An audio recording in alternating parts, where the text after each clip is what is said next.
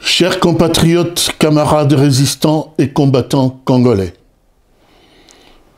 le décor, pour le moins délétère, planté ces derniers temps par les deux signataires du deal satanique qui se disputent aujourd'hui toute honte bue, le pouvoir illégitime anti-peuple, ne concerne nullement les forces de la résistance congolaise cristallisées.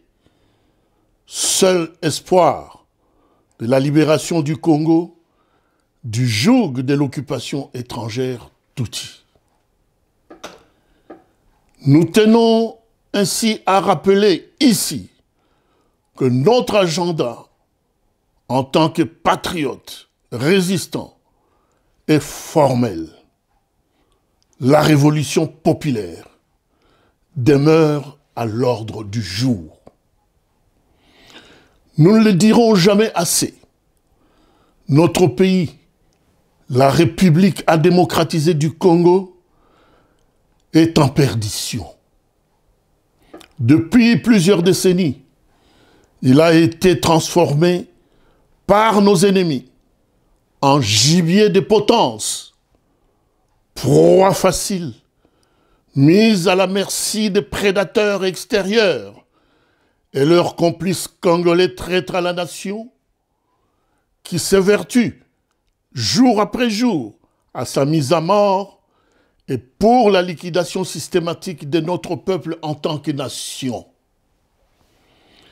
Mais cette nation, laborieusement bâtie, construite, cimentée au terme de hautes luttes héroïques menées au prix de sang par nos pères fondateurs, elle résistera contre tous les vents et marées, d'où qu'ils viennent, et vivra à jamais, pourvu d'être tous ensemble, unis et debout pour la noble cause.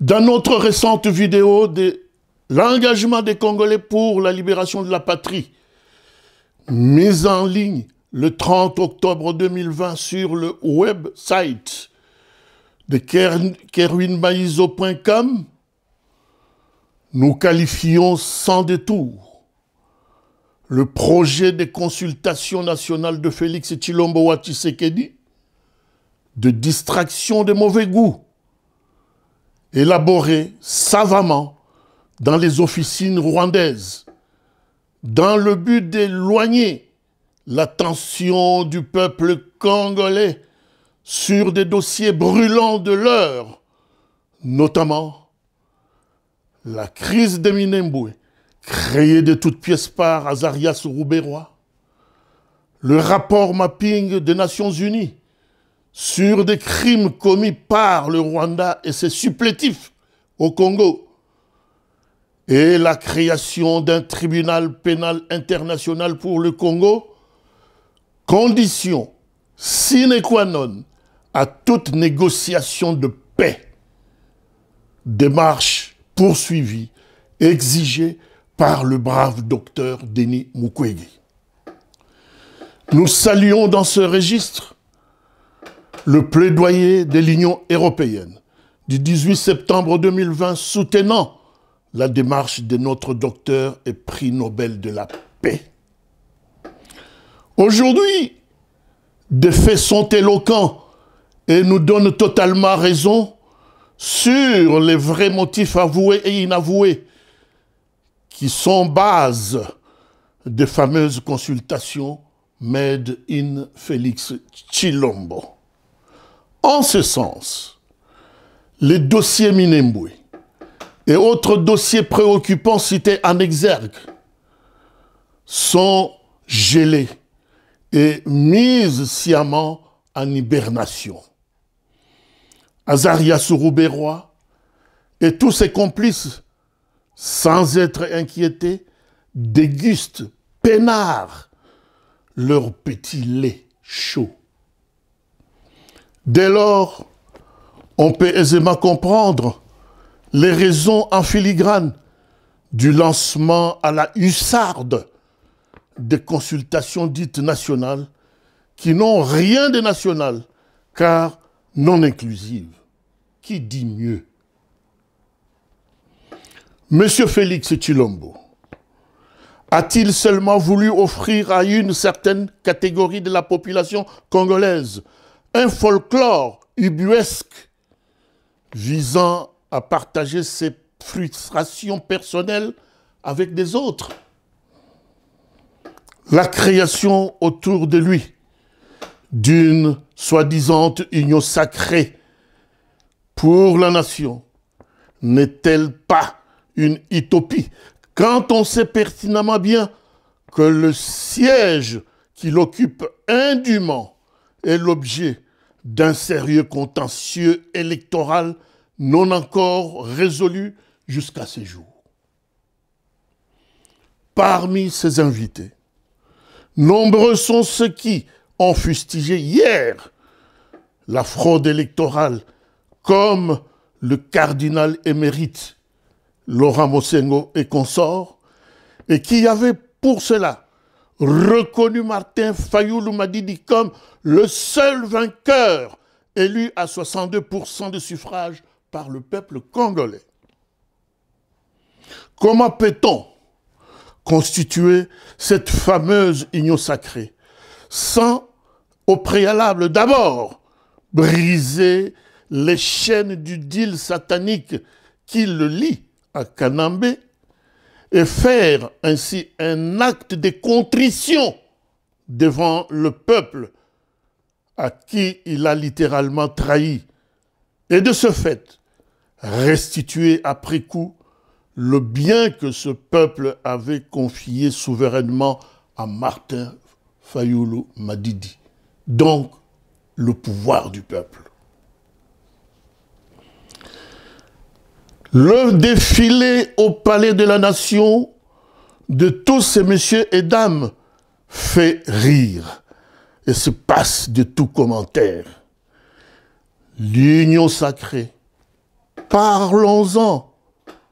L'union sacrée n'est pas un fait nouveau dans notre histoire récente. À la conférence nationale souveraine, l'union sacrée de l'opposition radicale fut transformée en sac fourre-tout, ouvert à tous, même aux mouboutistes jusqu'aux boutistes invétérés, comme les Kengo Adondo et consorts, qui l'ont atomisé, voire noyauté, au point que cette union devenue panier à crabes ingérable avait alors donné l'occasion au troisième larron, Laurent Désiré Kabila, d'accéder au pouvoir avec tous les aléas que nous connaissons jusqu'aujourd'hui. Qui dit mieux? Disons-le sans aucun détour, que les seuls mérites que l'on peut retenir de ce cirque est que le président nommé n'a pas eu des coudées franches pour maîtriser la gestion des affaires de l'État, car son pouvoir émane simplement d'une tricherie électorale d'une part, et d'autre part, certains qui ont répondu à son appel ont-ils démontré leur nature peu honorable, et d'autres ont étalé à l'écran leur laideur pour participer à une messe réunissant des anti-peuples, messe officiée par un président illégitime et en lévitation. Chers compatriotes, ne l'oublions pas un seul instant. Notre pays est au centre de complots ourdis par certaines puissances occidentales, leurs proxys africains et des collabos congolais à mal d'intérêts égoïstes. Au moment où M. Félix Tshilombo nous distrait, les Tutsis s'organisent.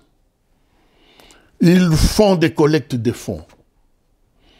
Ils poursuivent leur sale besogne à l'est de la République, tuant nos compatriotes à Beni, à Nituri, dans les hauts plateaux de Minembwe et partout ailleurs, sémant la mort et la désolation. Les armées étrangères écument notre territoire national. Et nous, que faisons-nous en tant que principales victimes? La seule et l'unique réponse pour éradiquer tous ces crimes à grande échelle nous oblige en tant que patriotes à nous organiser autour d'un leadership révolutionnaire pour le soulèvement populaire triomphant. Tout Congolais de souche qui n'aspire pas à ce principe pour la libération de la patrie est dans le camp de nos ennemis mortels. Et le moment venu, nous le traiterons comme tel. Chers compatriotes, le moment est donc venu pour tous les enfants de la patrie de penser révolution, parler révolution, respirer révolution, manger révolution, boire révolution, jusqu'à la libération totale de notre pays. Pour sortir notre pays de l'ornière, une révolution populaire s'impose à tout jamais. Ingeta, fait à Lausanne. Pour le Présidium de l'engagement des Congolais pour la libération de la patrie, Paul Kaumbu Ntumba Kabamba, président. Ingeta.